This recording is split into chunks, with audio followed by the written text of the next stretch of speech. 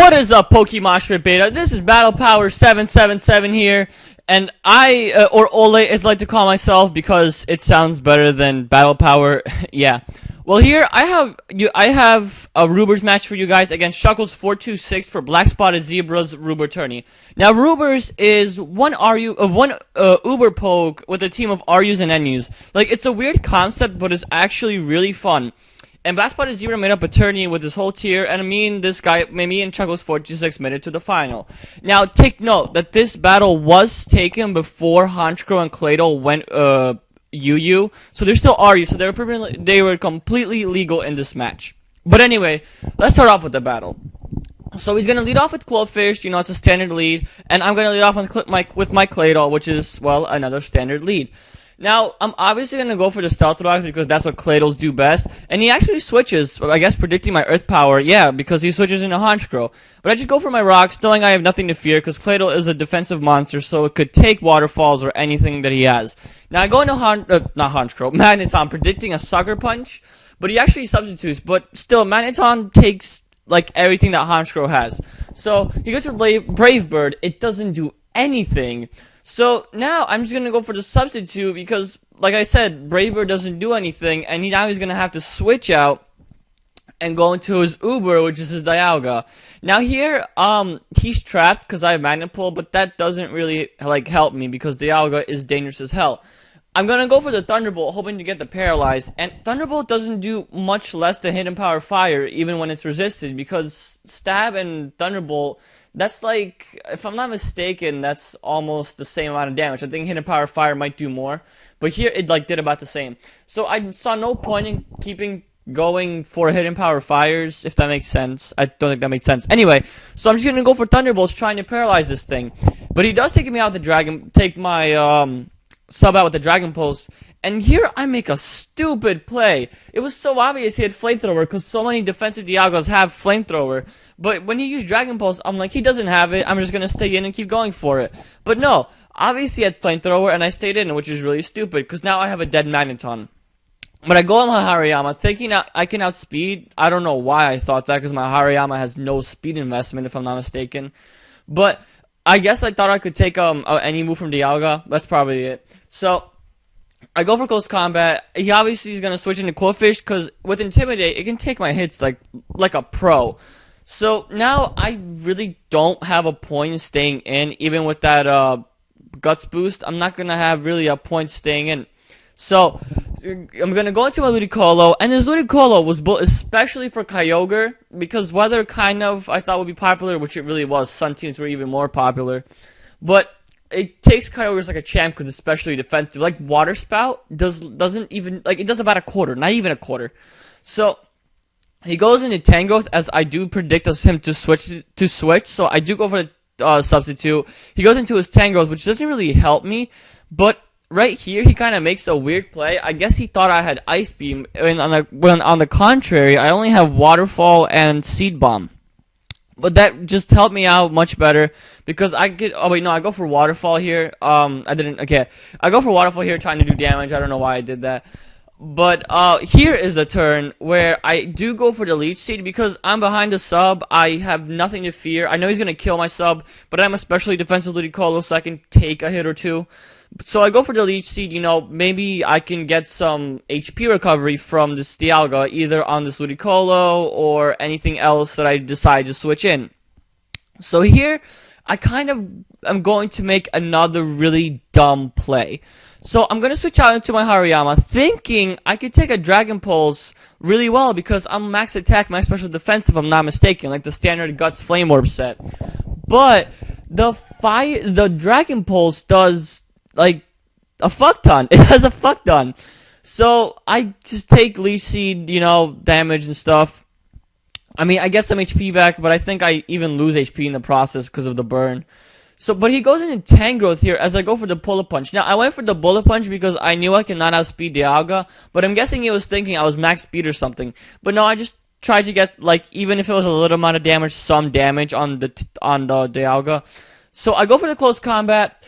It does a lot. Like, Tangrowth is massively bulky, but it does a lot because Close Combat is an extraordinarily powerful move. And with the Guts boost, it's ridiculous. And also, it does Ice Punch, which is the other move on this set. So I go into Typhlosion. Now I go into Typhlosion because that was a perfect chance to bring it in, and I go for Eruption because even though with a quarter of my HP gone, Eruption's power is 112.5. That's almost as much as Fire Blast with 100 accuracy. So honestly, I'd rather go for the Eruption. Now, I get a crit, and I don't think that mattered because it's normal effective on Dialga, and it's 112.5 base power from a modest Typhlosion. So I think that didn't matter. Now it goes to Honchkrow. I predict the Sucker Punch because it's obvious. There's no way he's going to predict, because if he does, he can put himself into a dangerous situation. So here, going to my Claydol, knowing I can take, well, not really take Sucker Punch, it's just I could, not get hit by it. But here he goes for Roost. I go for Rapid Spin. I wasn't even caring if he would go for the Sucker Punch. But here he goes for the sub, and I'm like, okay, I have Ice Beam, which is actually going to take, well, yeah, it's obviously going to take out the sub. So now I believe he's going to go into his Quillfish, as I do Ice Beam again, because I see no point not to. So, and his Quillfish is going to take, well, a decent, well, not even a decent amount. It's not going to take, like, anything from that Ice Beam. It does take a little, but it's not much at all. But he goes for Waterfall. Sorry for, like, stuttering. He goes for Waterfall. It does 2/3, but, not 2/3, 1/3. But I knew I could live it, because Claydol is really bulky. I go for Earth Power, and surprisingly, it one-shots the thing. I didn't see the one-hit, well, not a one-hit KO, but it was at like 75%. I didn't see that coming. So I was like, wow, I can't believe I actually killed it. But now it goes into his Primeape. I know I could take a U-turn, no problem. Like, I knew he would U-turn, and I knew he would go, yeah, and I knew he would go into his Tangrowth, so I predicted the U-turn into the Tangrowth because Earth Power does more on Primeape.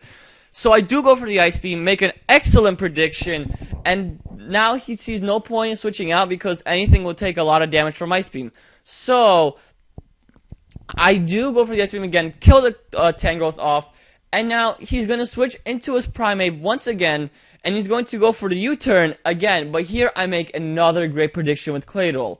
He's going to go into his Electivire as I do Earth Power. Now, he was thinking he didn't go to Honchkrow because the Ice Beam was obvious because it resists Earth Power, but I make an excellent prediction, out-predicting him. Well, he over-predicted, basically. So I go for the Earth Power, and it does a lot to Evire. And right here with Claydol, I made a couple crucial plays that turned me from, like, I was losing 6-4, like, way on until the middle of the match. But now, I'm actually in a really good position here. I go into Typhlosion. Now that rocks aren't up, I can safely bring it in whenever I want. So I go for Eruption, take the Claydol out. It has no chance of living that. Not the Claydol, the Electivire. But now it goes into Honchkrow. Now, again, I do not want to take the Sucker Punch. He's obviously going to go for Sucker Punch. So I go into my Rayquaza. Now, with this Rayquaza, I was just thinking of setting up and then sweeping. But for some reason, I didn't set up because I was fearing him predicting my Dragonance going into Brave Bird. But he just Sucker Punches, which I really just should have set up so that my Rayquaza could outspeed, or at least speed tie with the Primeape, and take it out the next turn. But that's not the case. He goes into his Primeape, takes me out with a nice punch. But the thing is, that's his last poke. And I still have my Ludicolo, if I'm not mistaken, and my Typhlosion. I go into my Typhlosion. It's Modest Scarf, so his Primeape actually outspeeds me and is a Jolly Scarfer. But I take the Ice Punch, fairly easy. I go for Fire Blast because it's going to do more damage than Eruption, and I knew I would take some damage from Ice Punch, and that's the game. So, great game, Chuckles426. That was an excellent match. Pokemoshpitbeta viewers, I hope you guys enjoyed my narration in this battle. If you want to see me go through the whole Ruber tourney, well, you can check that out on my channel. I think I don't have rounds 2 and 3 up because one I swept like a 5-0 and the other one was a PO match that I forgot to record. But anyway, guys, I hope you enjoyed this this battle. I'm actually officially the tourney winner, which is really cool. But anyway, hope you guys enjoyed this battle. Make sure to check out my channel if you like this. Rate, comment, subscribe, and I will see you all later.